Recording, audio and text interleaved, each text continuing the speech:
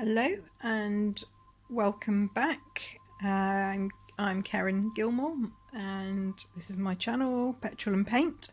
I hope you'll have fun watching this demo of a large watercolour of St Ives Harbour in Cornwall, which is where I live.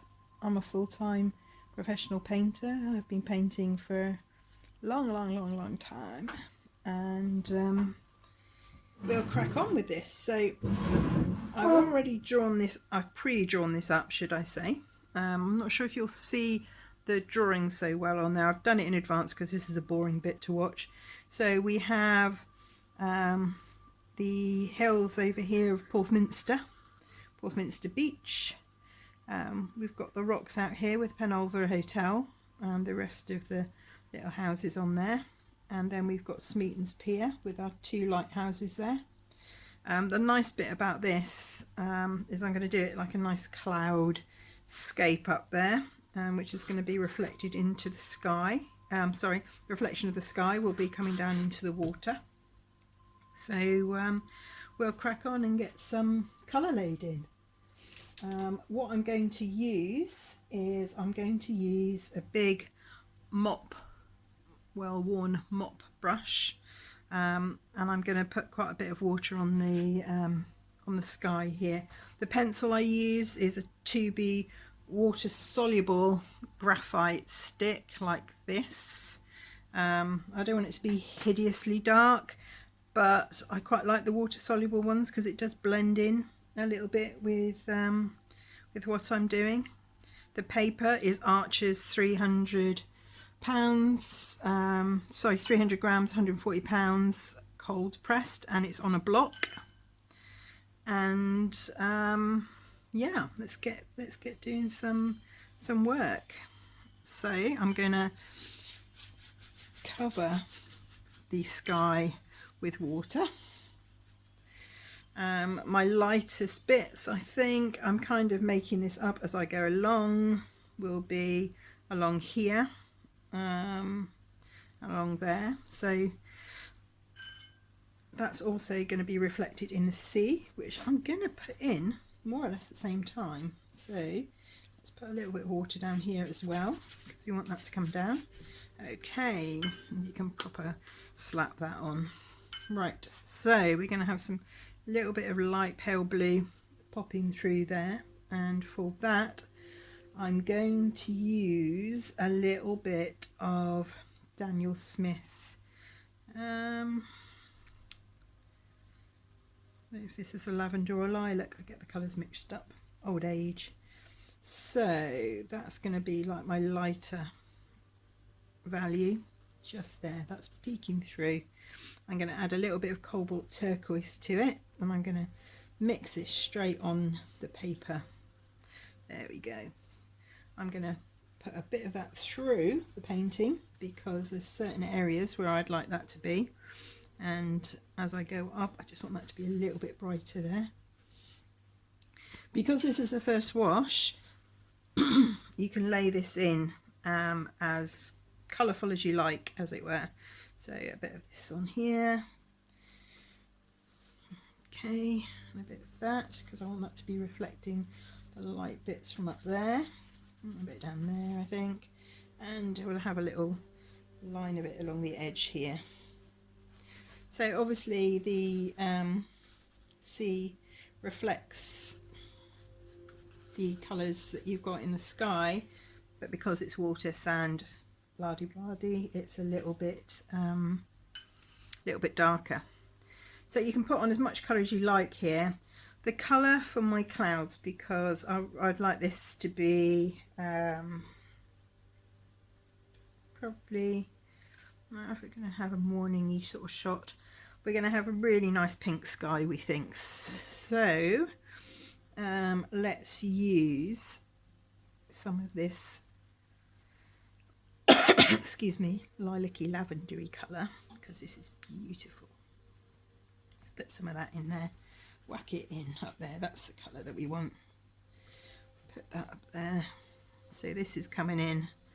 I'm going to pop it into my pot first, so This is where the brightest of this is, and like I said, you can put this in as bright as you like on this wash. So really have fun with doing this. This is the whole idea of watercolour painting. Try not to put too much shadow onto the let it run, let it blend. My paper is a block, so the paper is sealed all the way around, but then what I do is I put masking tape around the very edge as well. That just gives it a nice clean finish line. So this goes on.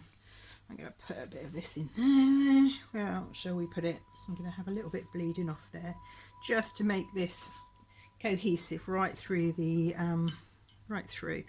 Then I think I will have a little bit of, let's see what that colour is. So I'm trying not to put my head into the camera. Let's have a little bit of that in there. We're going to make a bit of cloud coming into there. This is where watercolour is comes into its own. It's there's nothing else like it really. Put some of that in. A little bit of that there. There we go. These are like skies that you see and they're there in your head. I was born here in St Ives, so I see this often. It's a very familiar place for me to paint, shall we say. Where it comes out and it bleeds and it does all that, oh, it's nice. Let it do it.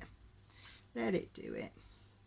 I'm trying to keep using this nice big brush. So with this now, I'm going to start mixing just a wee bit of blue in there because I need to put in a few more, bit of a stronger colour here. So I'm going to use this straight from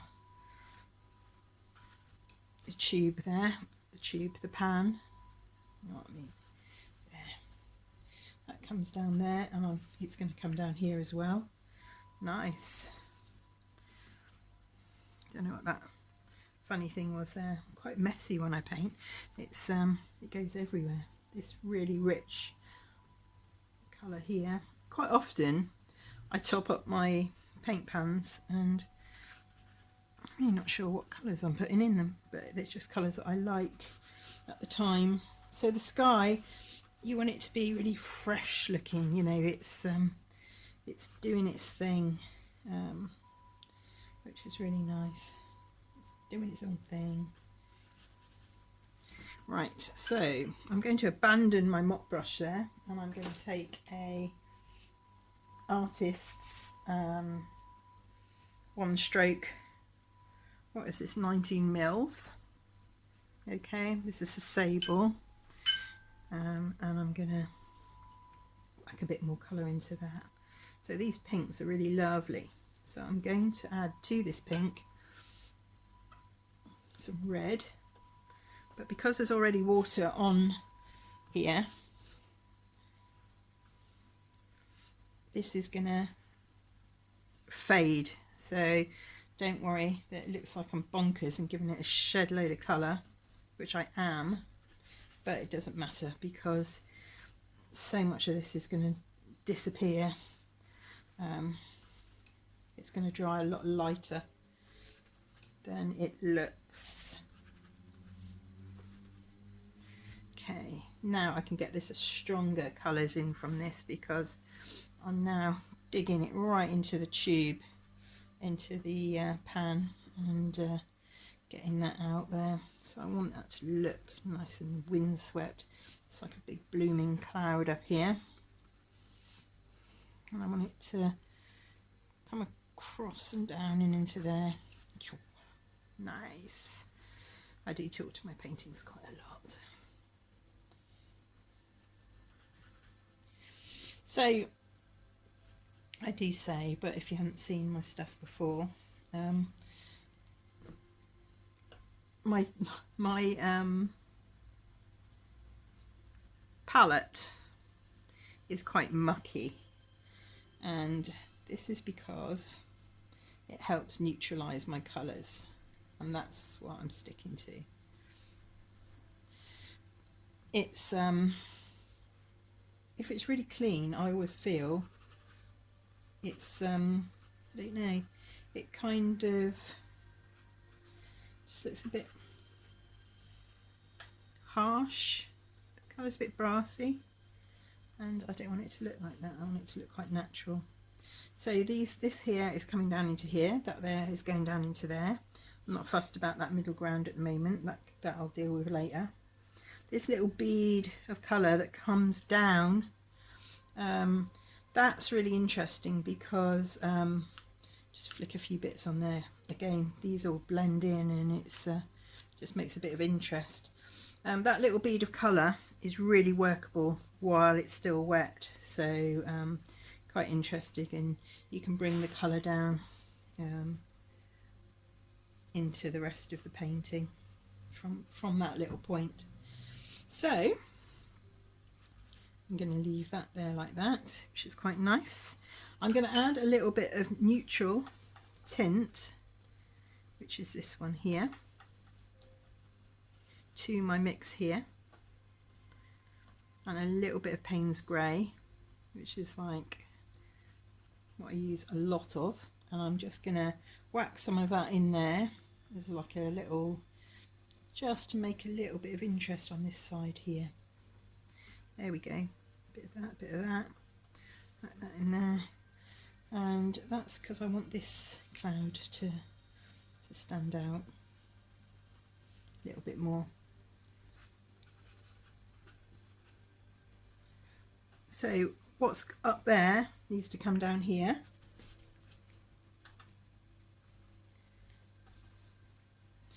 So if that goes into there, it needs to come into here as well.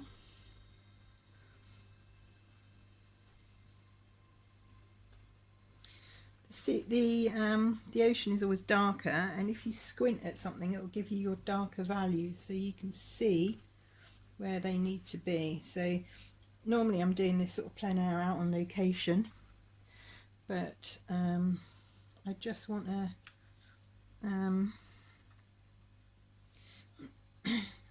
freestyle this one a little bit, so you know, it's a little bit interesting for you guys. And it does its own thing. You can tip this up and let the paint run down and give it that beautiful, unique watercolour feel. If you want it to dry flatter, level it up, have it down straight. I always think it's nicer. You can see this is where my fingers are down here. This is more or less the bottom of the paper, so it's a little bit more awkward, this format. Let me see if I can get it all in the shot. There, it's more or less the edge of my paper. Right, so what we're going to do now, Karen, what we're going to do is we're going to lift off a little bit of colour in the clouds to keep a little bit of light in that sky. So where do I want the light to be? I want this to be light, so up here needs to be a wee bit lighter. While it's wet, you can do stuff like this. Take some off. I'm going to have a little bit above the tree line there. Take some colour off. There we go. There's always a nice soft edge to clouds. And this just gives a few different marks on the into the mix. Okay, lift it, oops, rather than scrub it, and make sure each time you turn your paper around so that you don't contaminate the surface with what you've just already taken off. You don't want to wipe it back on, do you? Well, you might want to, but in this instance I don't. Okay, I'm also going to just put a few strokes of direction through it, and I'm going to use a palette knife for this. Doesn't really matter which ones, but I just want it to have a bit more of a something going through it. Which way are we going to do it, Karen? Do we need that? I think so. just going to have a little bit of a directional line going through it there. Okay, I'm also going to do that going through there.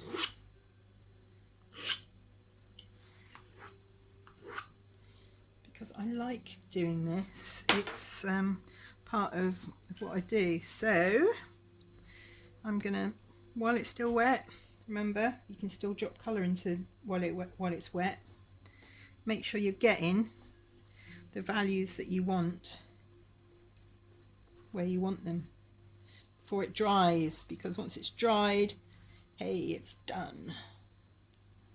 That's always important to remember.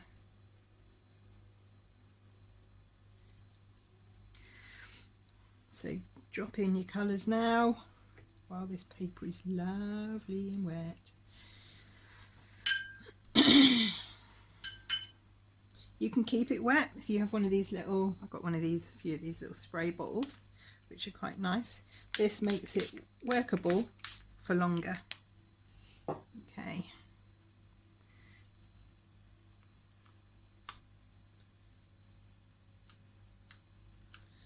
So I want this to basically, the colour keeps going through the whole painting, always, always, always, always. So make sure you're getting that nice reflections, you know, carrying on throughout your piece of mind. There we go. How's that? That looks nice. You don't want it to be, like I keep saying, like a replica photograph. You want it to be its own thing, which is really nice. And I can just about roughly see my key lines of like my what I was painting underneath. I'm just going to change my brush now, and I'm going to go to a nice big round sable, I think number 12. So with that, I'm going to load it with some colour for my headland, which I think I put in there, doesn't matter exactly. And I'm going to pop that in at the moment. So distant headland, purple, bit of dark blue, whatever colours you want to use, go for it. Obviously cool colours make things retreat, go into the distance. Warmer colours bring things forward, so that's why I'm using this as a colour choice. And that's, I think, is probably going to be where my headland line is going to be. Okay, so I'm going to use a little bit of, this is actually the darkest bit on my painting. This is going to be the darkest bit on my painting, because down here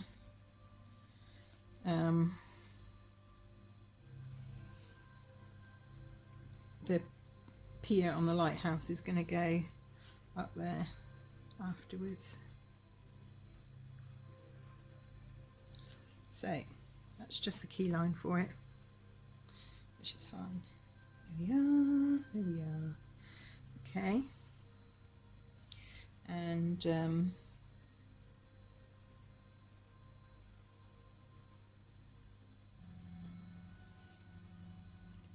it's nice.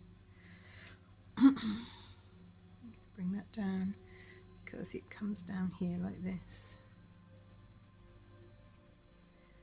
Keep an eye on your values a little bit of neutral tint. Drop that in there, because that's actually darker than the clouds. The cloud there is a little bit too dark. I've gone a bit wild with that one, so I'm going to just suck it up a bit. Suck up a little bit of that colour. There we are. Beautiful colour though.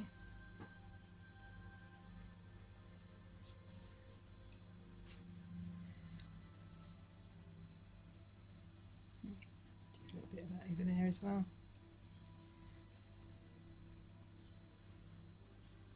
Not too fussed about it in the water as such. Just take the edge off of it there. Do a little bit of it coming out of there. Nice. So to soften what I've just done there, I can just spray a bit more water into it. That'll help it all blend in. Obviously my headland will also blend in unless I lift that up there or make a line across it, which quite often I do like this. So that's just giving me that headland point over there. There we are.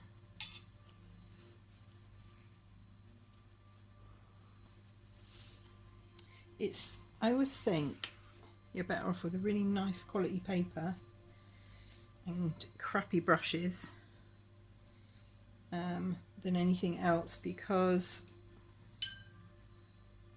I don't know, paper is really important if you're gonna paint the way that I do, because I do like digging into this paper a little bit.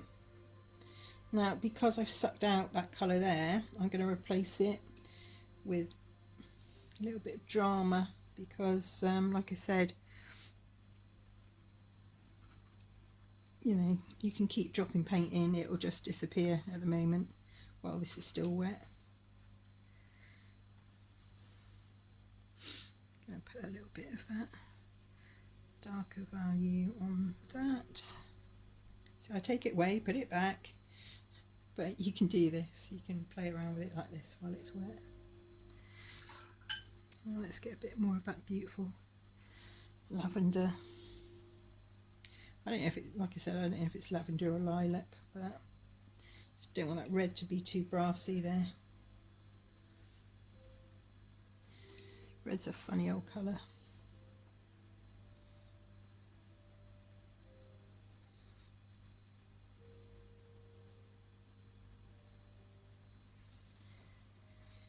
There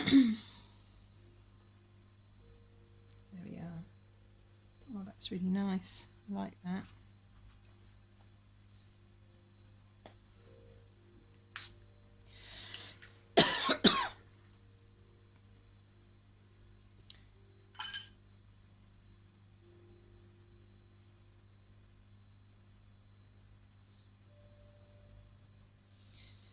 So it doesn't have to look exactly as it's like as its older brother does up in the sky, but you want it to be from the same family, so that's quite important to remember. So I could do really with this here just being a little tad drier. I'm going to drop a little bit of that cobalt turquoise in there as well, because that's almost completely vanished and I do want that to be in there. There's also a little bit of that in there. It's smudged in now, it's one. Let's have a little stripe of it. Ooh, there we go. And there's a little bit of that over there. I'm going to get that and flick some up there, because that'll just look nice. Make it look painty, you know, painty's important.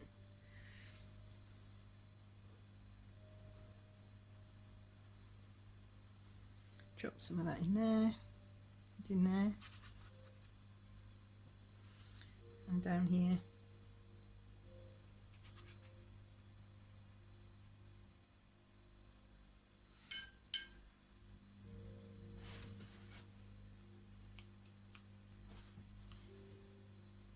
Painty is important. Paint is important for me.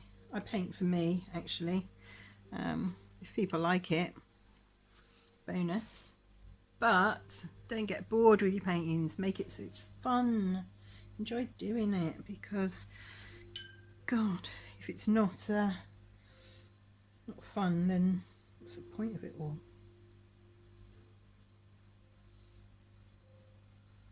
There we are. I think that'll do for that. I don't know if I want that to be completely white. Okay, so now what's going to go on? Let's have a little look and see if I need to do anything else to it. At the moment, no. I need this to dry a little bit now so that I can do this middle ground. So I can do like the middle ground, the headland, which I can keep dropping into, but I do need a little bit of need a little bit more dryness now really for this. I think that's where the top is roughly, about there, and it goes down. I have to keep like infilling it,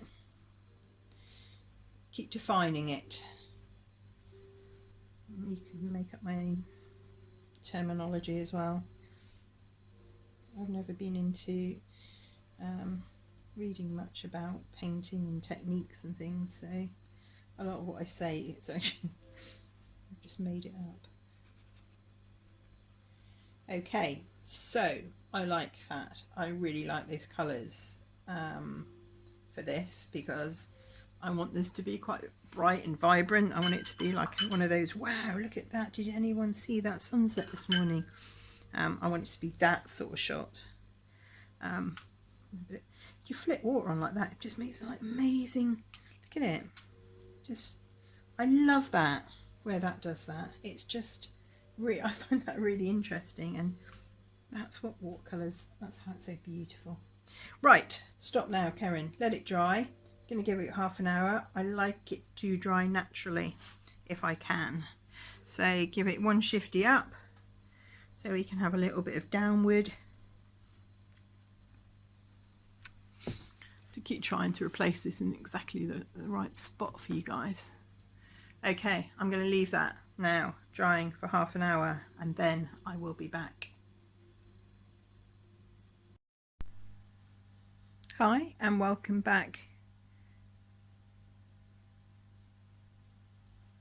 to part 2.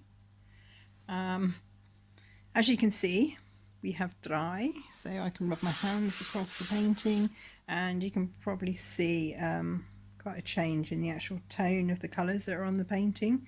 So this is our colour dropped on. So now what we're going to do is we're going to put extra bits where we want them. So first of all, I'm going to work on this middle ground here a little bit. Actually, it's not really a middle ground, it's more of a distance. Middle ground's probably the pier, and then I'm going to drop some boats in and stuff like that as well on the water. Then we're going to mess around a little bit with the sky and add some little bits and pieces to that as well. So let's carry on working on that.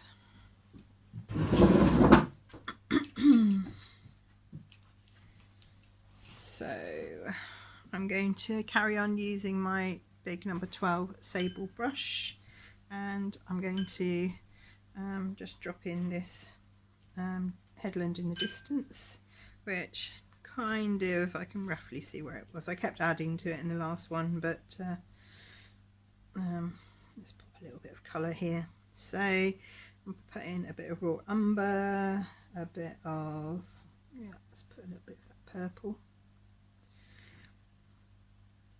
to it, a little bit of blue, this is a bit of like phthalo blue.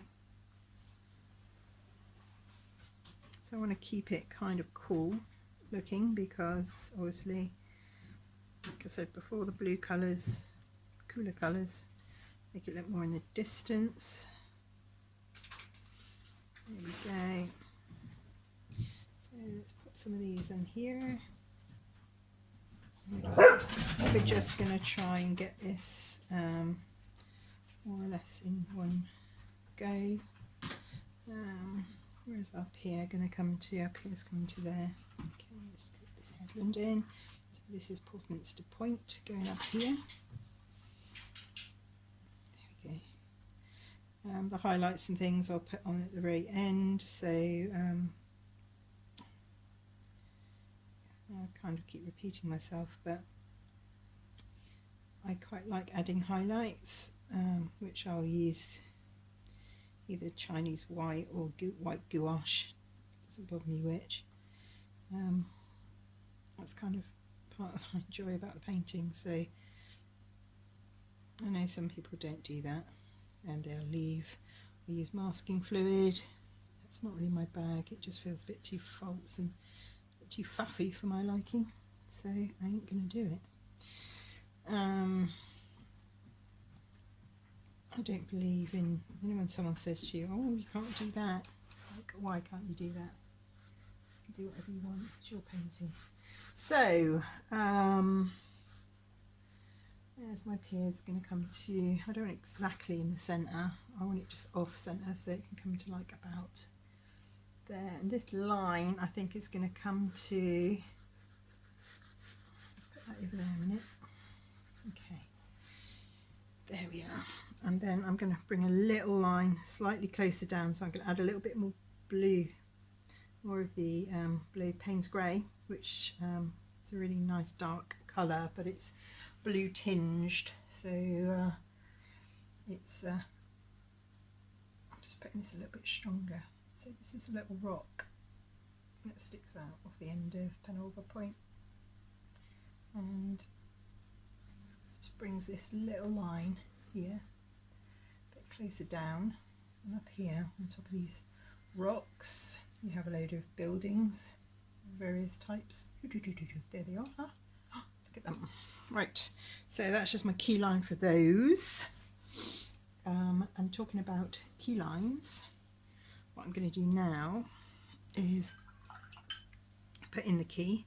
After, I'm just going to get a slightly finer brush of any sort, I'm not really fussed what it is, and just soften this just a little bit, because I just don't want that to be rock solid hard over here in the background. So what I'm doing is putting a bit of water just onto the top, just making that a little bit softer.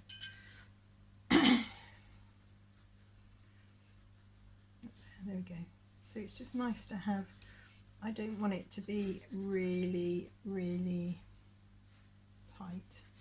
If I want any lighter colours in this, because some of these buildings up here are lighter, so what you can do is get a bit of clean-ish water, okay, go like that onto the top, dab your thing on it, and it takes your paint off, so you get your buildings left. There we go. I quite like doing that on some of the buildings that are in the distance, because sometimes if you're adding white they can just look a bit harsh, whereas this is quite a nice way of you can do a little bit of this into the hillside as well, and it just stops it being you know, as strong as it can look, you know, just stops that hard edge. That's the one I'm looking for. Stops the hard edge. Okay, so down here a little bit darker as you come down to the bottom, so I'm just going to add a little bit of that, drop that in there a little bit, just to give that bit of variety, so it's not all a flat, one flat colour. So on the beach in the very distance over here, which is Portminster Beach, we have the little cafe, Portminster Cafe, so I can suck that up out of there a little bit, dab that, there we go, that'll do, and it just highlights it. It doesn't have to be really solid, and around it I could drop a bit in. There we go, that'll do for that. You've also got like a couple of little buildings, because you've got like the shops on the beach, so we can put those in as well if we want to, and we're putting them in by taking the paint out. Let's sit down for this so I don't stick my head in the camera, which I quite often do. There we go. I'm just making those a little bit darker around the edge. There we go. Highlights that they're there, you know, you can put in just a little token little bits of stuff just to make them look like they are man-made things. Okay, you also have a little row of houses along here, going down Shoreline Avenue. Put those in. God, we used to rent one of those years ago. up there. There we are.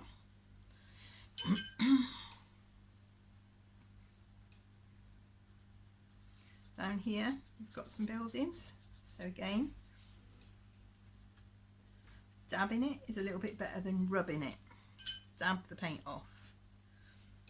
And we've got some buildings going on here in the background, up on Draycott Terrace and that. So again, just sucks the paint off. There we are. And then you use your paint to infill the front lines and bits and pieces. There you go. It doesn't have to be, you're just giving suggestions. This is not replication of a photograph. This is literally a recollection of what you've seen. Okay. It's a little bit harder to see at this distance, but I have to film it this way up. Otherwise it doesn't show on the screen. It kind of makes it into a portrait format and it looks a bit odd. Right, let's do the pier. Let's drop some stuff into the pier. So for the pier we're going to introduce, I have put a little bit of, do you remember raw umber just into the back of that hillside. You might not see it from this distance, but it is there, and I'm going to use this as my baseline colour for the pier. I'm going to add a little bit of the lilac to it so that it does have a bit of the colour from the sky. So let's whack that in. Actually, let's get a better brush for doing that. I don't know why I'm faffing with that little brush still. So I'm going to use, for this, I'm going to use, what am I going to use? 6mm 1-stroke sable. There we are. Wet that one. I have got lots and lots of brushes. It's yeah, a bit addicted to art supplies. It's like stationery. Never have enough. Right, that's where my pier is going to end. I believe that's where we are. There we go. Then we're going to have a little bit in like that as well. Okay, that will do. To start off with, we're going to have it a little bit fatter at this end, but we're going to put some boats in as well, so they're going to break up this hard line at the bottom. It's fatter at my end and then goes thinner as it goes out, because that's what it does. Here we are. Oh, don't put your head under there, Care. Right, so because I don't want that to look too artificially fake, I'm going to just drop a little bit of other colours into it straight away. So I'm going to use, what am I going to use? Number 4 sable, just to drop a little bit of other colour into it. So this is the back wall of Smeaton's Pier. This is like a little bit at the very back. It goes behind the lighthouse. In this picture we've also got the original lighthouse for Smeaton's Pier. That comes in around about here. Okay, so because that background is still a little bit it's still just a little bit damp, I can still kind of blend this in, so I can take a little bit of this colour out and make it into my lighthouse. Now the top of this lighthouse is coming up, it's going to come up above because I want this into the skyline as a little sort of silhouette. We all know it's white, but because of the other colours that I'm using, it's not going to show up as white. So I know that next to the lighthouse we have these little new little like hutty things. I'm not going to the side of this so I don't stick my head under there. And they come down here like that, and they're for the fishermen to keep their gear in. There's always little like weird things on the pier. And you've got this weird crane thing up here as well. That not a weird crane thing, is it? It's something that they use to lower stuff and get boats in and out of the water, I presume.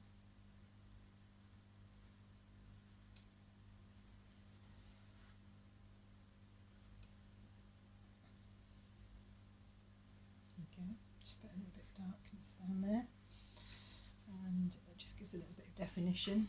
And there's always stuff under here. Down here at the end, this is where we're going to have the lighthouse. The steps are coming down here as well. There's always there's some steps that go down from there as well. There's like little ladders and things that go down so people can get to their boats. Okay, so keep reintroducing a bit of colour into that backwash. The bottom bit of the pier here is always a little bit darker because you get where the tide line is, you get all the seaweed coming up and kind of discolours the rocks. It's got like a real kink in this quay because obviously it only used to go to here, and then they bent it and didn't actually bend it, but they added the extra bit to put the new lighthouse on the end.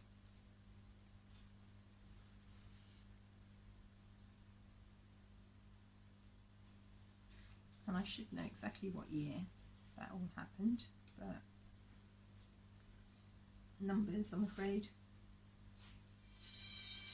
will not ever stay in my head. So numbers, dates, that's sorry, I have hundreds of dogs here, and particularly that one barks at the slightest thing. So yeah, hopefully she's not deafening you too much. Lils!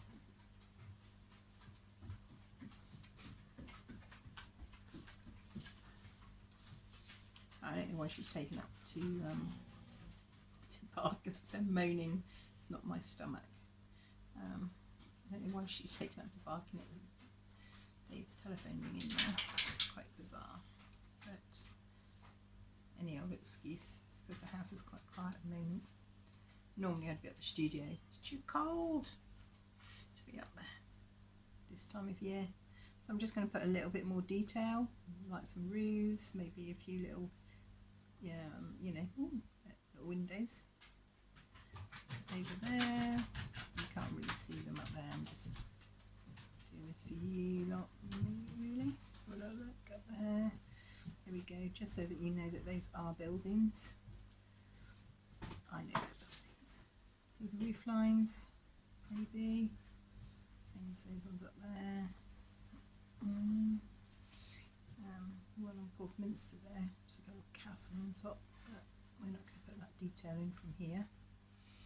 There we go, put that in up there, and that in a bit. It's not looking too bad. So let's see what else we need to do. Okay, so we're going to work on the water a little bit here. So for the water, we're just going to have a little look and see if we need to do any darker bits to it. I'm not sure we hugely do. I think I might just want to put some brush marks into it. What I do want to do is get my lovely sword liner out. This is a slightly different one. This is a different size, so I really like these. This is like, it's got a wider bit here. Excuse me. And then it goes to a point, so you can get fat lines, thin lines. It's that one. There's actually a different one as well that I often use. Where is it? What's this one? This one has got a much longer tip to it. These are synthetic brushes, probably designed for acrylics, but like I said, you use whatever you like. So I'm going to pop this, just re-wet, how well you can see the palette, re-wet the messy old stuff I've got in here, and I'm going to do some brush marks on here, so we just get a little bit of the fact, you know, we know it's ocean, we do. There we go. This is like painting, I keep saying, with a wet fish, so you get the nice thick bits and you get the thin lines all in one kind of hit, which is quite nice. And it stops too much faffing, which is, anyone that paints faffs to a degree. Keeping the brush as big as possible stops that. As soon as you start working on the smaller, more detailed brushes, then you've got a risk of overworking. So the colours that I laid into the sky earlier, I'm kind of sucking those all up, mixing them in. So I'm going to put a bit more of that. It's not the best one to mix colours with, to be fair. A bit of that in there, and I need a nice bit of that blue from there. There we go. So it's just kind of being a bit mindful about the colours that you've used previously. And just getting those sort of like ripples on the water. It's quite a calm day in my head on the harbour here, so there's not like waves. Rarely get like waves, as it's the point of it being a harbour, really, to stop that. But you do sometimes get some pretty steep weather in here. So look at this, it's split itself and just doing those beautiful lines, and I'm just letting the brush paint its own way. Same along here, where it's the darker bits of the cloud from above reflecting down. That's where I'm putting the pressure on the brush, that's where we're getting the paint off, and as it goes further out, these are getting less and less and less. Nice. Like it. You do. Okay.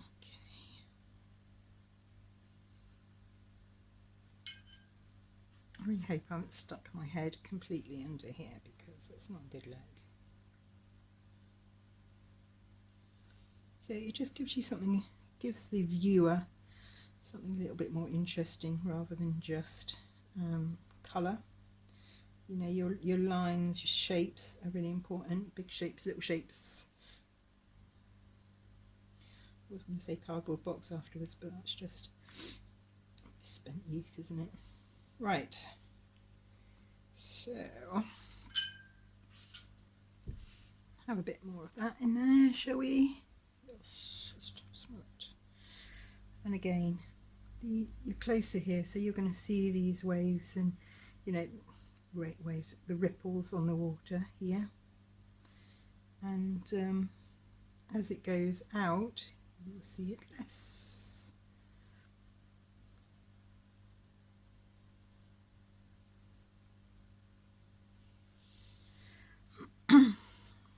So I want this to have a little bit of movement to it. So what I'm going to do is I'm now just going to arch this a little bit so it's not all flat, and I'm going to put a little bit more colour in, sink a bit of that, sink a bit of that,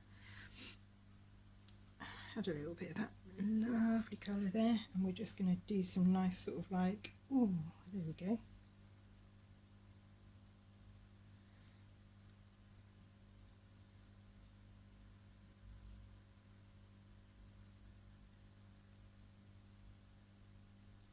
So I don't want it looking like everything's going flat across the paper.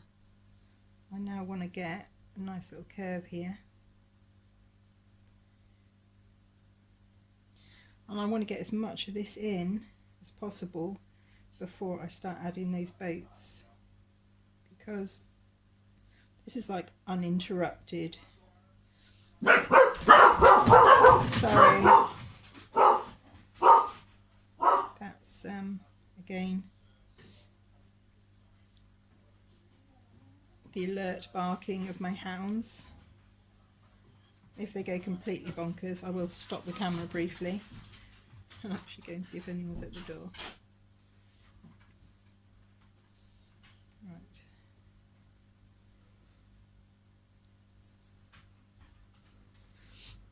Why I quite like this little arc here is because it kind of shows where you are a little bit in the picture, like you're standing here and these lines are emanating from you.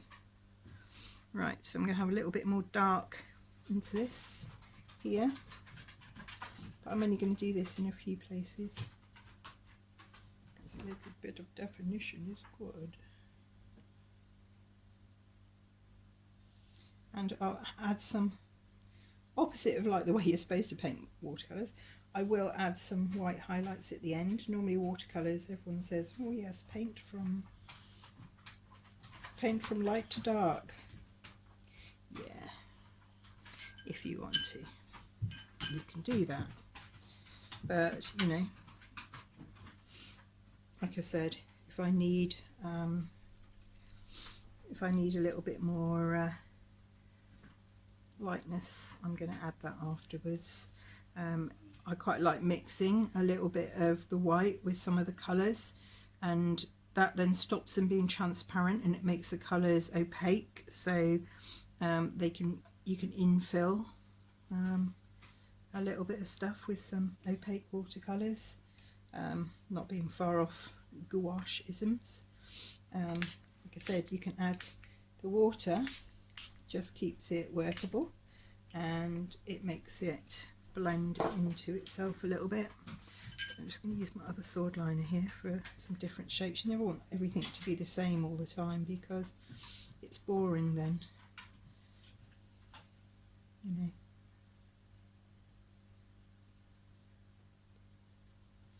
I want it to look like it's flowing. I don't want it to look stagnant.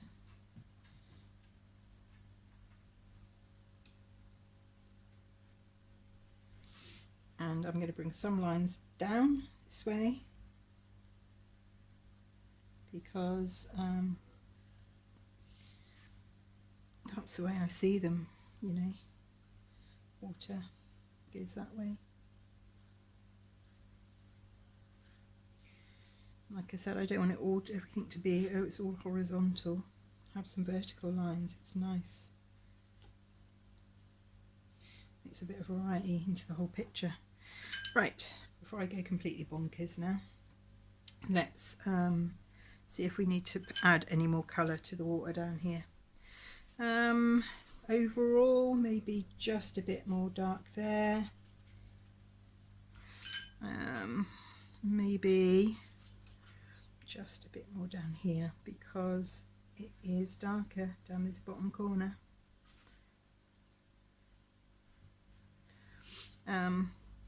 And it comes down because you've got, if you squint, you've got that value, that shape's got to continue down here. You can dry brush like this with not very much water.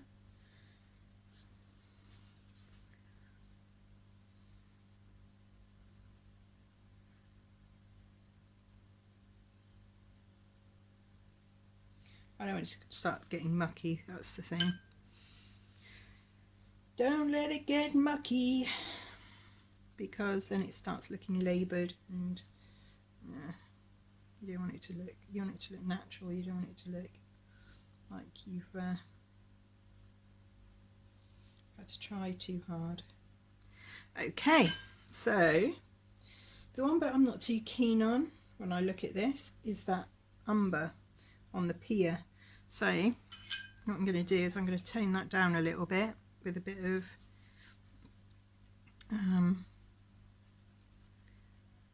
Payne's Grain neutral tint, and I'm going to do this bottom wall. I'm going to give it a wedge over like that because I just wasn't too keen on too much of that umber showing through. Probably regret it, but hey, I don't like it, I don't like it. To me that just looks better straight away.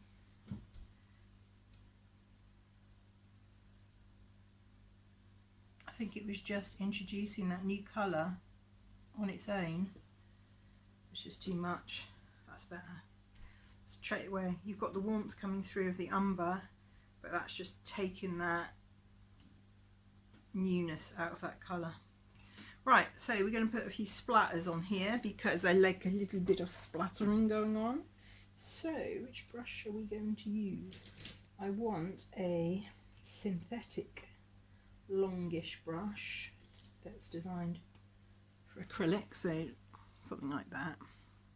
The reason I want a synthetic brush is because the bristles are a heck of a lot stiffer, and I'm going to get some Payne's grey, a bit of neutral tint, and I'm just going to do a little bit of, going to guard this bit with my hand, sorry, so you might not, I'm going to move my hand so you can see. It goes in the sky, it goes in the sky. Normally I'd guard the top bit, but then you won't be able to see what I'm doing. There we go. I'm not going to go nuts with it, but I just want a little bit of a point of interest into the water down here. There we are. So if it did splatter into the sky, if you're quick, you can get that off straight away. Just dab a bit of kitchen towel onto it and you can lift that up pretty imminently, or leave it, you know. Put a bit of spray into the sky as well if you wanted to, but I just wanted to put that in because again, I think it's nice to show a contrast of different lines and different markings. So I'm having a little think about what do I want to do now whilst I'm talking. So there's method behind my madness. I'm just going to put in with the edge of here, just melding into the paint that I've just done a few little marks. So by doing this you sort of scarify the paper a little bit, and sometimes the paint goes in and you can create little lines. Sometimes I'll draw on it with pencil, does the same thing. It's just I haven't got a pencil at hand. Sometimes I've got like a broken brush, pointy one, and I'll scribble into it with that, but I don't know where my pencils have gone, so I can't do that. Okay, let's have a look at what we're going to do now. Let's have a look at the sea in the distance. I don't want that line like that there, so let's use a bit of whatever colour we're going to use up there. What are we going to use? Let's should we put in some boats? So quite often when I put in boats it mortifies people and they're like, oh my god, what's that? I'm going to use the number 4 brush, which I've got out because I'm being lazy and I'm not going to change it. So I'm going to darken these up a little bit. Right, I'm going to start at the key and I'm going to plop in some shapes, just literally shapes like this. So the boats get moored up at the quay, and their masts, you know, go up here. Some of this will blend into the paintwork over there, it doesn't matter. Doesn't really matter because, again, these are suggestions of boats. They don't have to look exactly like a boat. Our brain will infill the missing information, and that's what's nice about it. So there's some in front of others and they get piled up there all over the shop. There. I don't want to do it so they're too systematically like placed, so you have the little tenders around them, so sometimes they're, you know, little small ones. Where's my focal point going to be? Probably around here. Maybe a little boat here, who knows. Okay, so I'm going to have little boats here, right there. I can't even remember when I took this, when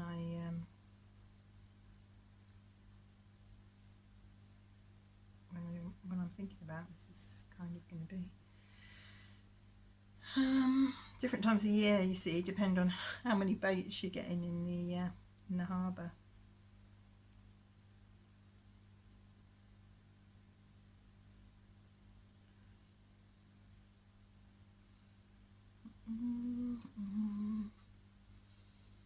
So you don't want to have loads of like open space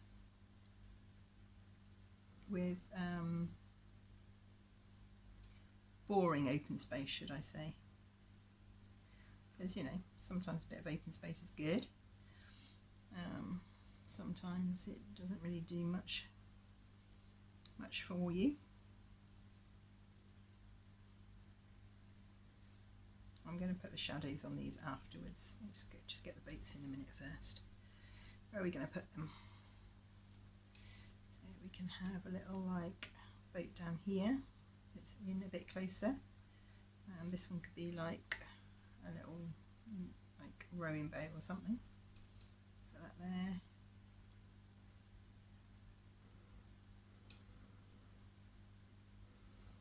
I'm going to put the shadow straight onto this one because it'll just look a bit weird if I don't, I think. There we go. Let's put the shadows on these as well, actually, because I just want them to look like they belong to where they're supposed to be. So my shadows are just literally a bit of the same colour but wet. And bearing in mind where my light source is, over there somewhere I think,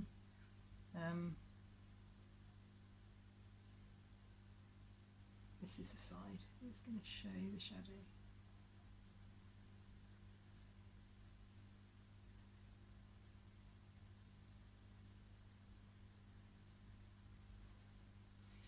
Right. Let's put a little seat on that one.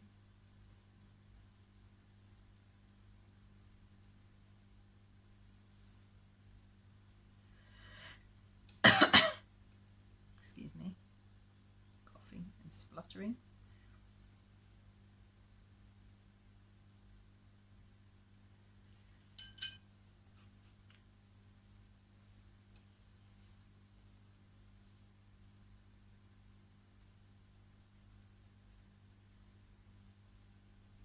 I'll have a little one there as well.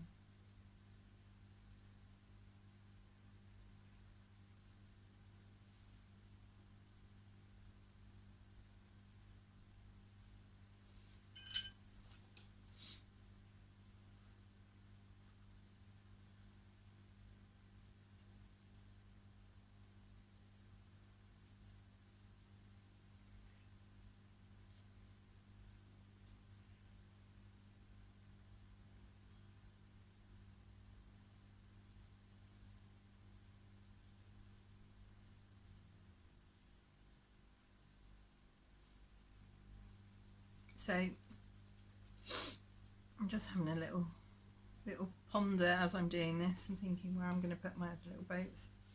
I don't know if I want any down here really. I want to make sure, like, if someone's looking at this, that they've got things to look at that are gonna, you know, I want to think where people's eyes going to be. Okay, that there. Make sure there's a bit of interest for everybody.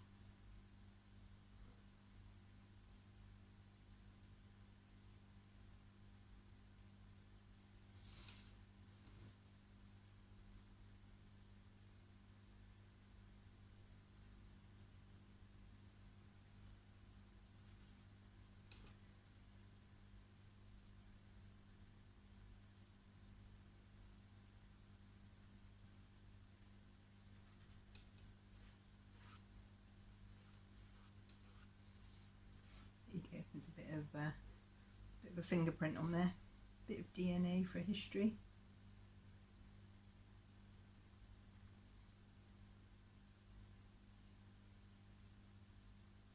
We get quite a few little yachts and things that come in, but just more up here.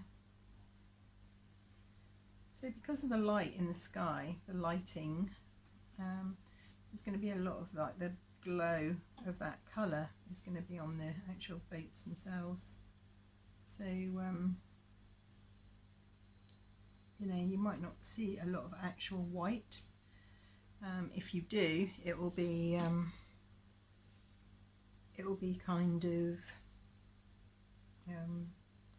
interspersed with some pink. So this is just underwater here. You've got the ropes that are holding these little guys in place.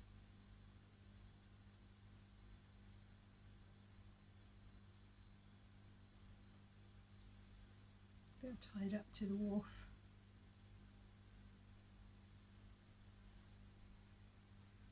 You'll see some that just skip across the water and then disappear like that.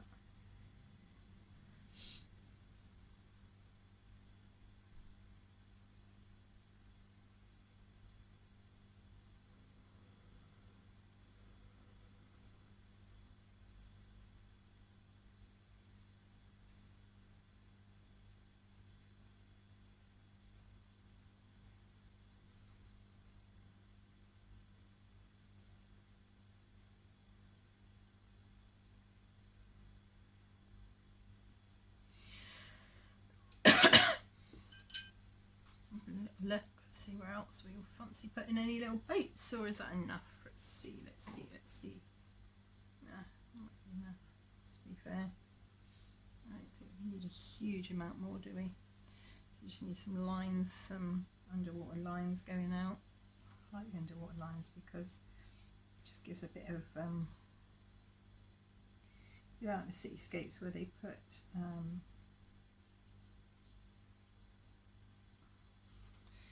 this sort of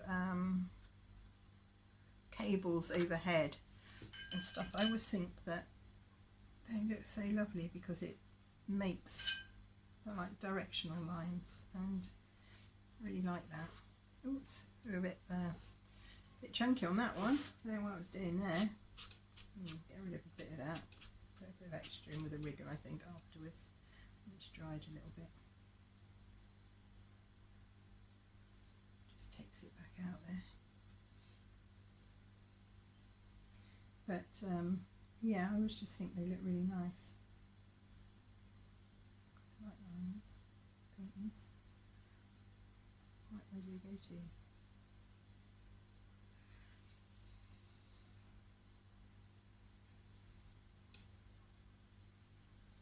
And when you're along the wharf here and you just stand there and you see them all, you start off like there's a seaweed and stuff hanging off them, the bits that are above the water that you can see, and then they disappear into the water and become a bit of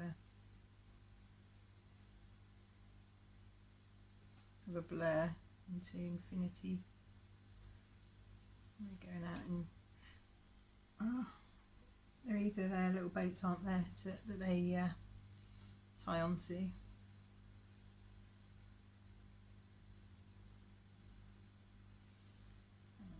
Like ropes and chains and various things, but this is a good way of adding your marks and your different things into the painting. Right, so I'm having a little look at that up here, and I think the cloud just needs a little bit more form.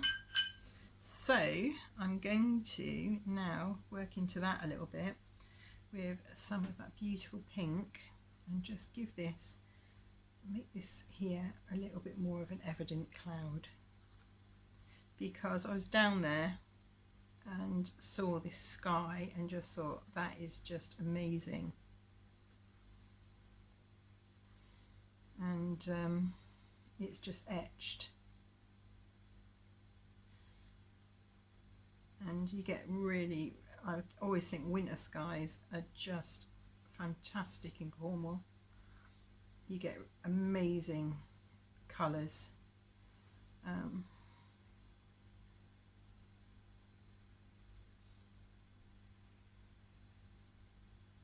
they're just phenomenal. There we go. And a little bit there as well, just because I don't want that to get too lost. I'm still going to use that nice big brush, keep the edges soft, because like I said, they do tend to be quite soft, the edges of the clouds.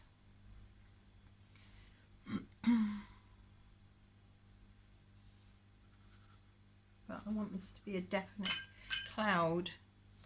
I have to put a bit more purple into it as well. Normally you get some ochres in these as well, but I remember this just being really purple and pink, and it looked almost like a meringue stacked up.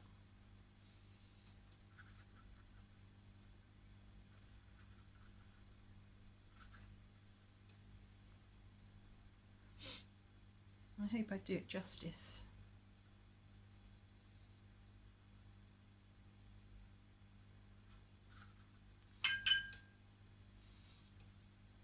There's a bit of dark in there as well.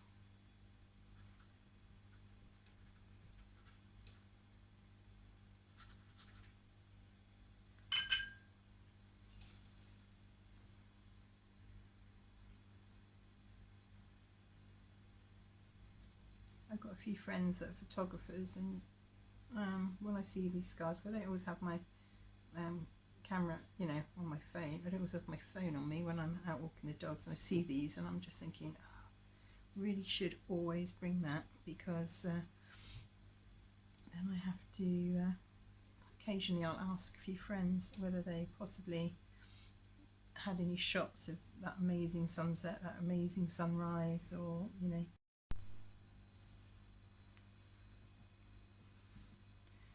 Okay, so let's see what we've got here.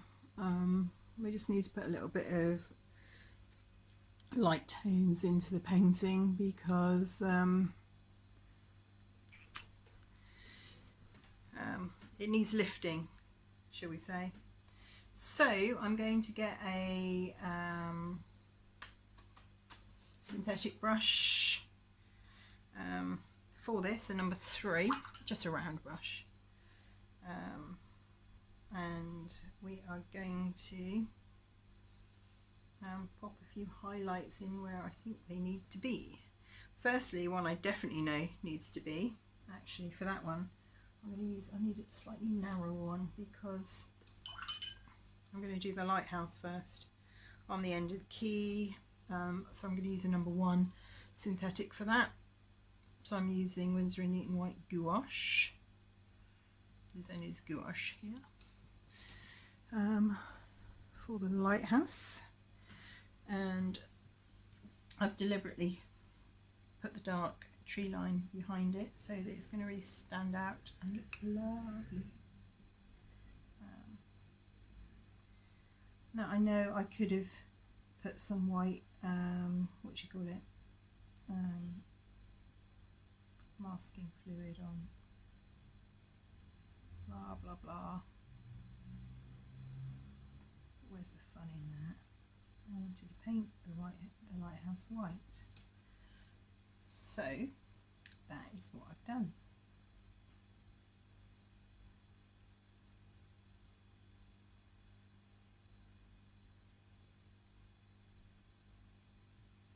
I'd love to know how many times I've actually painted the lighthouse, mind. It's a lot. So when we put the pier furniture in, which we did earlier with the darks, we're going to, just because I want this now to be my point of, to be a point of interest, focal point even, I believe. I'm going to do a few highlights down here. So we've got our little lights there on the pier. Put those in. I'm going to highlight the old lighthouse slightly further along, because I'm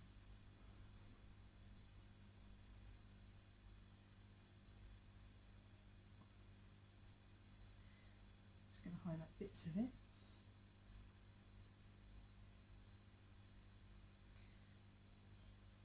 And I'm going to highlight the top of the roofs, you know, the little sheddy things that are down there.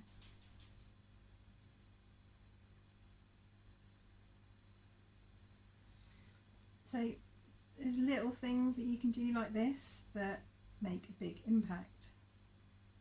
Cars parking in there. There's all sorts of weird things. I don't know what these things are.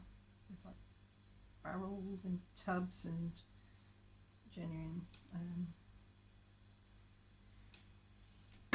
useful stuff. I'm also going to use this now to highlight the top of the boats that are here in the harbour. So some of them I'll give white masts to. None of this stuff has to be exactly what's there ever, okay, because like I said, your eye sees stuff and your brain fills in the gaps, and it's like, oh yeah, look, there are boats, when they're just, it's all marks just on paper.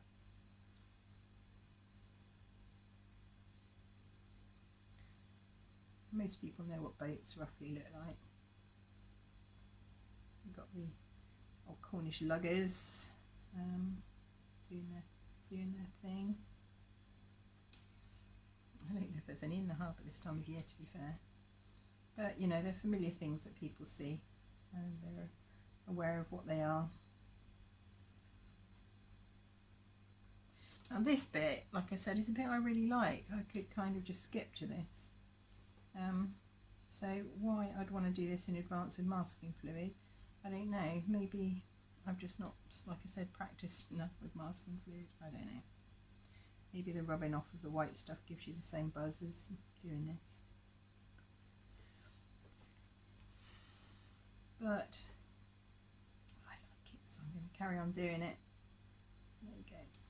This just gives that little bit of definition, and to my mind it just sort of brings it to life a little bit, because, you know, I always think you have to think, why are you painting that? What was it that you liked about it? For me, on this one, it's the colours. The colours were like amazing. The colours in the sky were just absolutely crack-lacking, and hopefully I've kind of brought that out a little bit.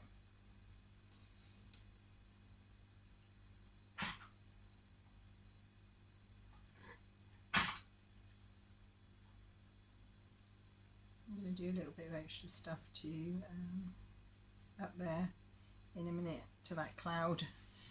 I'm not leaving it like that.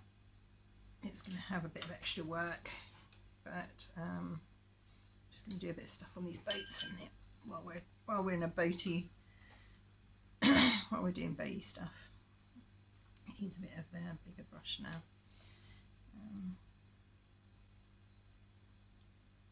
So this is all, obviously everything you're doing art-wise is all mark making.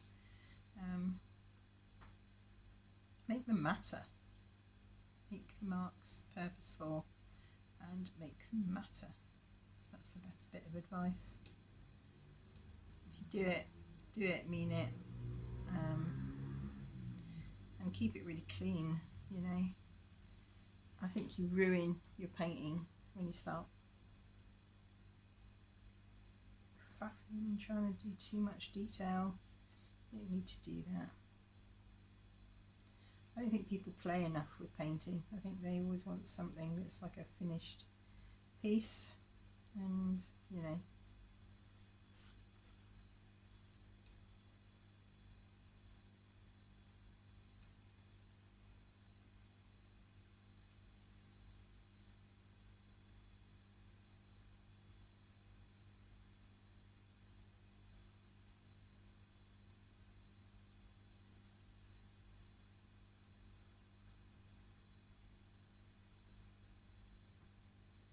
show the marks, show the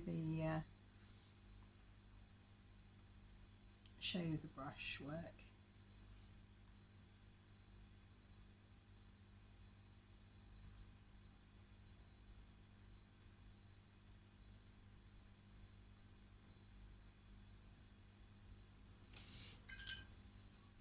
because after all, it's a painting.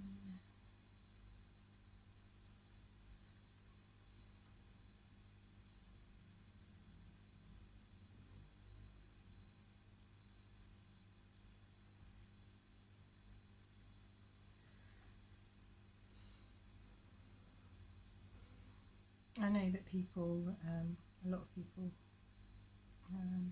study. I mean, I studied art. I went to and did my degree at Falmouth. I can't say I've ever been, this is probably like my bad, I can't say I've been to many exhibitions. I can't say that I was inspired to paint by anybody other than my grandmother and my father. I can't say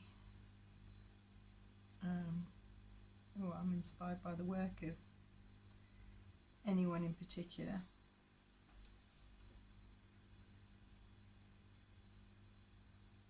I haven't got time today. I actually haven't got time to go do that stuff, unfortunately. But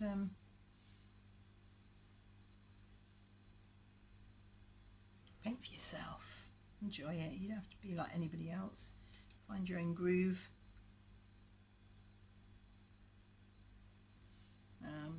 You kind of pick up techniques along the way.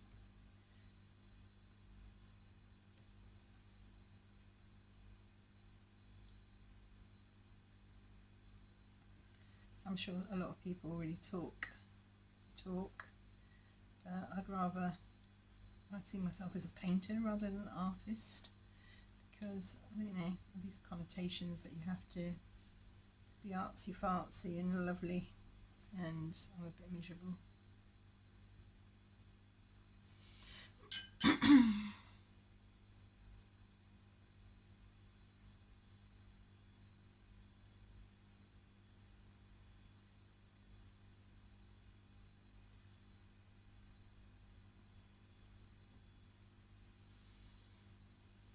So, what are you doing now, Karen, other than faffing?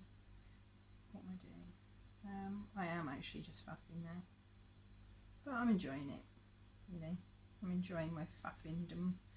I want to put a few little highlights on the surface of the water, and I would like to work that cloud a little bit. Now, that cloud is just bothering me a bit. I think I'll tell you what I need one of these Chinese brushes. These, I really like these. That's number 6, and I'm just gonna work a little bit of lightness into that cloud, because I'm feeling that it just still doesn't have a great amount of form to it. Not in a hideously bad way, but I just feel that it needs a little bit of help there, just a little bit.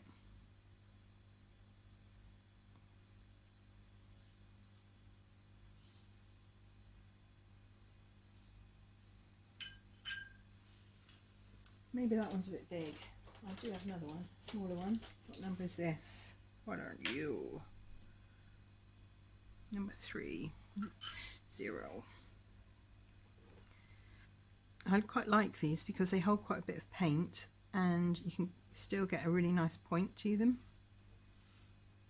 They feel quite natural to use. So when you're using this white like this into the painting, the majority of it just disappears, to be honest, but it just soaks in. It just gives a little bit of, I don't know, it just gives that little bit of line to it. It just needed that, I think.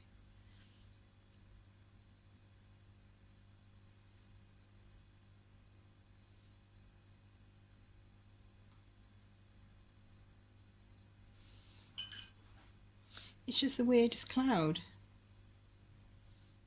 It's almost like stacked pancakes.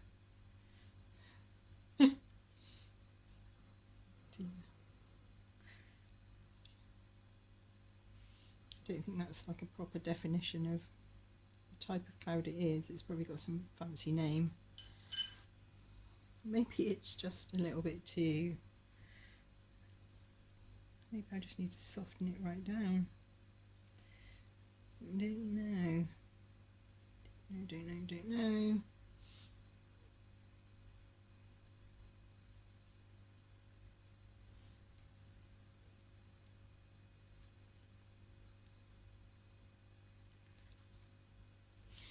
I just feel that it needs a little bit of help in making itself known in its clouddom.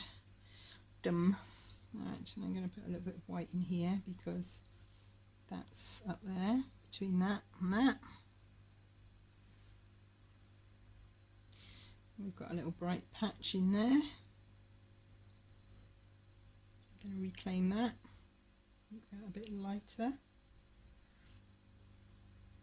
So just dropping in these little bits here, quite nice, and it just gives a bit of care and a bit of thought into this bit of the sky.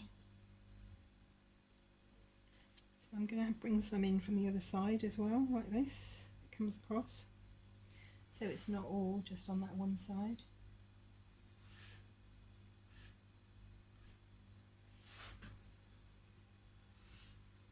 And then this is going to come down here but a bit thicker.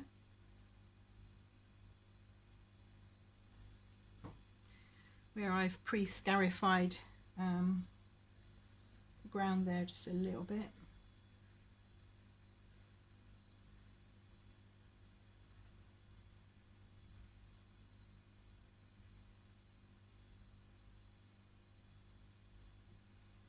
I want that to look like it's going like that. That's that movement that goes up and across.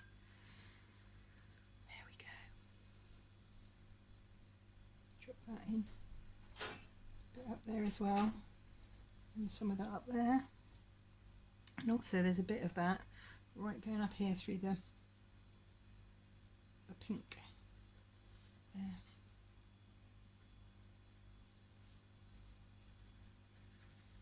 It goes up like that.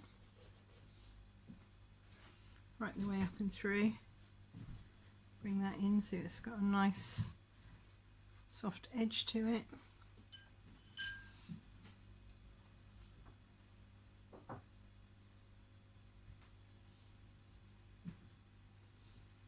There we are. And I'm going to do a little bit more white, so I'm going to put a little bit more white on there, and I'm going to bring some of that down into the water.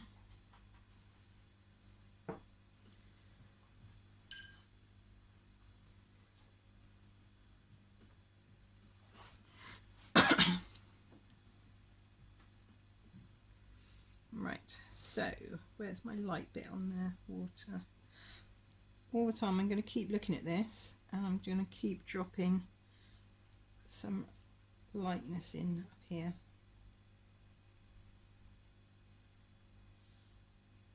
If I cut a bit out of the video earlier on, I think I hadn't hit the right button, so there might be a bit of a chunk missing in the middle, so apologies for that. But I'm rubbish with these things. Half the things aren't recording that I think are recording. Okay. You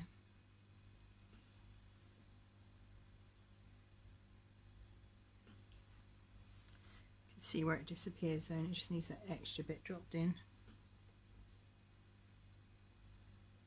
The thicker you put this white on, the more of that's going to stay. It does just need a bit of firing back up. So I want to put some light into the water here, so it's going to go.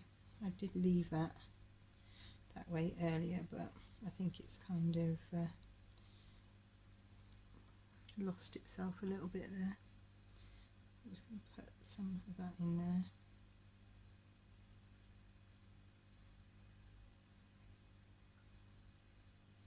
See that lovely fine tip that you get on these Chinese brushes? These are like relatively cheap on the grand scale of brushes. You can pay a fortune for, God, some of those sables that I have cost me arm and a leg, and I keep saying I'll clean them every time I use them, just ruin them. So these, like, you don't, no you shouldn't, but you just don't beat yourself up as much when you have to get new ones.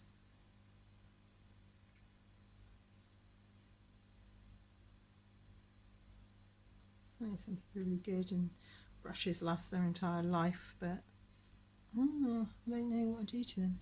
I'm not very kind to them. I'm just going to put some of these directional lines coming down here now, just so this, again, like I said before, it's not, I don't want everything going horizontal on the waterfront.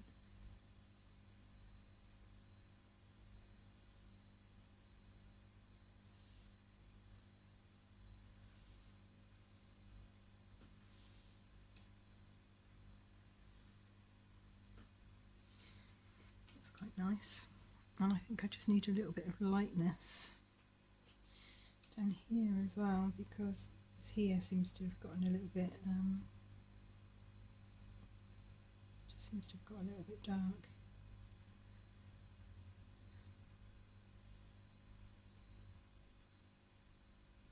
I don't want it to be quite that dark down here. In fact, I'd quite like it to have a little bit more pink in down there, to be fair. So let's whack a bit of that in there as well.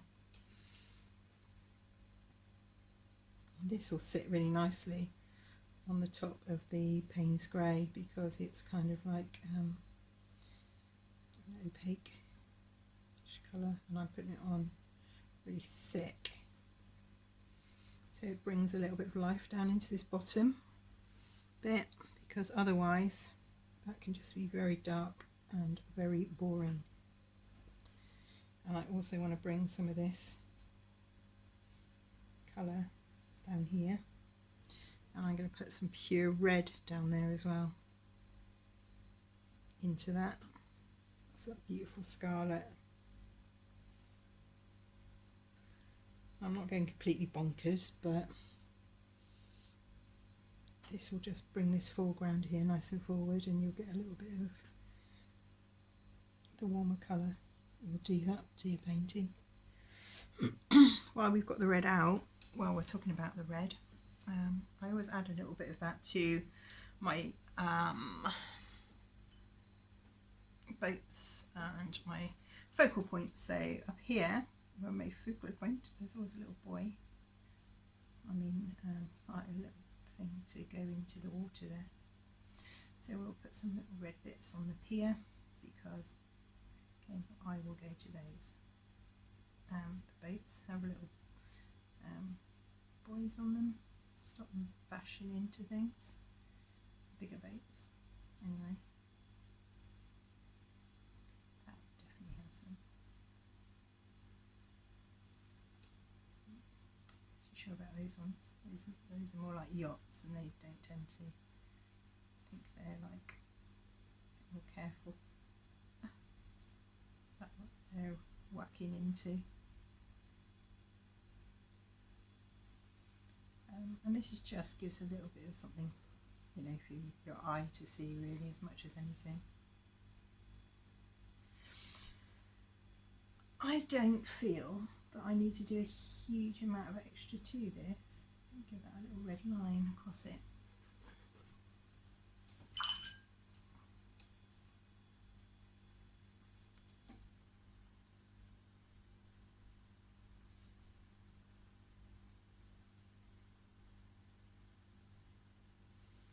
Sometimes you can add some of these colours that you've used elsewhere on some of the boats and things like that. So like this one here, maybe you'd like to have a little turquoise,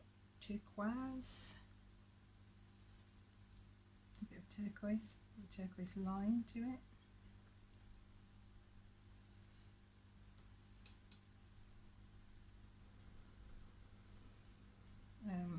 The stuff that's here, you know, you could have a bit of gear on it that's that kind of colour. I'm trying to stick within a relatively limited palette, so the colours I'm using are the colours that are up there. With the boats, you can get away with all of a sudden putting, like, I don't know, a completely different colour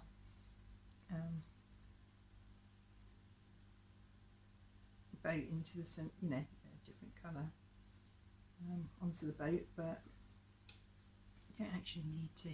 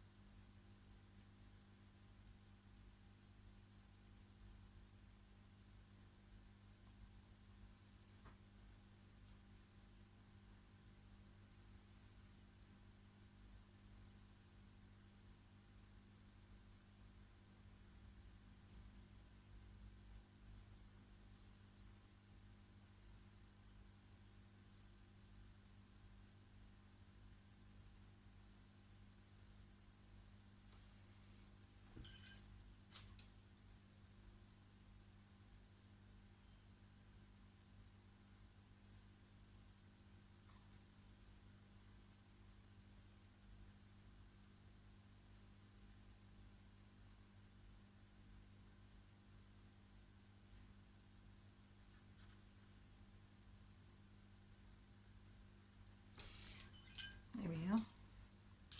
So, where are we going to sign it then? We'll sign it down the bottom corner, down here. I think I might sign it in red, that'll look quite funky. We'll sign it down here.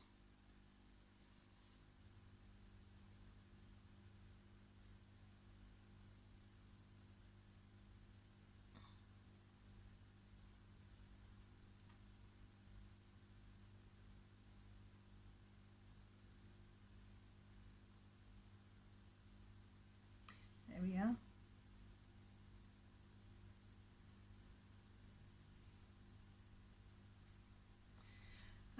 I'll keep having a little look at it. I might add a little bit more light colours, but that's basically the whole thing sort of finished. I keep forgetting to do this on the camera. I think it's a really nice bit of the painting.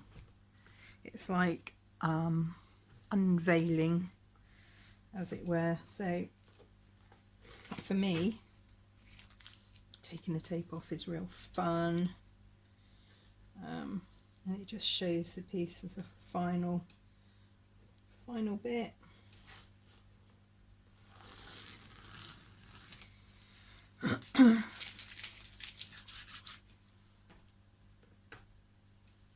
It's like when you get something framed, it's always quite exciting when it comes back from the framers, because then it's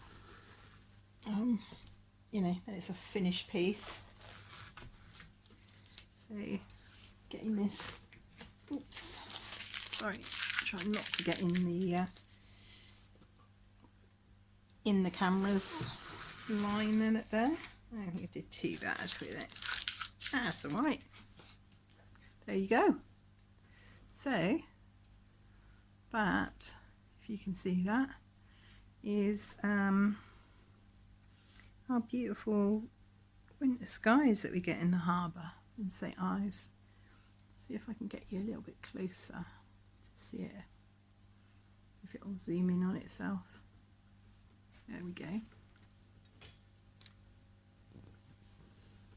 Does that help? That shows you a little bit more detail. And then take you out to full distance.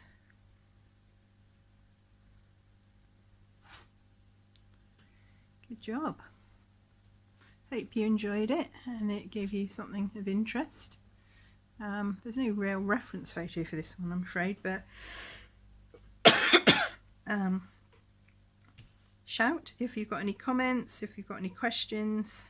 It'd be brilliant if you liked and subscribed to my channel. I'm Karen Gilmore and my channel is Petrol and Paint. Hopefully see you soon. Goodbye.